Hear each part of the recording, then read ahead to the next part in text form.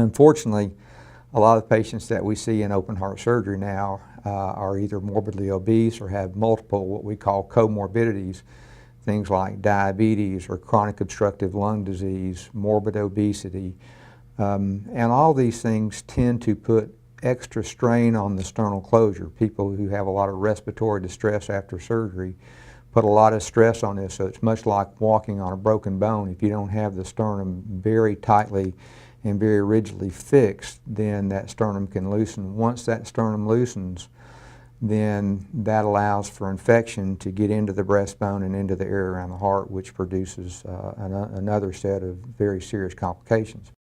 The KLS Martin company has produced a device called a sternal talon, and what this clamp type device does is it not only provides for rigid fixation of the breastbone, but also compresses the breastbone. And from our orthopedic colleagues, we know that if we can compress a bone, that it'll heal faster and stronger. Keeping that breastbone solidly fixed together like this is extremely important in getting it healed. If you can keep the breastbone together and compressed, the chances of it healing are much, much greater. What we see with the stainless steel wires is that the stainless steel wires, many times with a hard cough or a sneeze, particularly in these heavy-chested patients, can actually break. And then once they break, then that sternum can slip and move. So far, we haven't had any cases of sternal wound dehiscence in patients that we use talons, and we used them really on some extremely high-risk patients.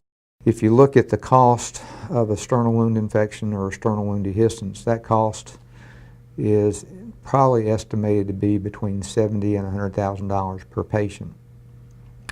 And so we feel like that although the cost of the talons do add cost to the procedure, if we can prevent one or two sternal wound separations, sternal wound dehiscence, sternal wound infections, it actually more than pays for itself over a long period of time. And we've used them on a lot of patients I feel like are extremely high risk for sternal wound dehiscence, and to this point we've had great success.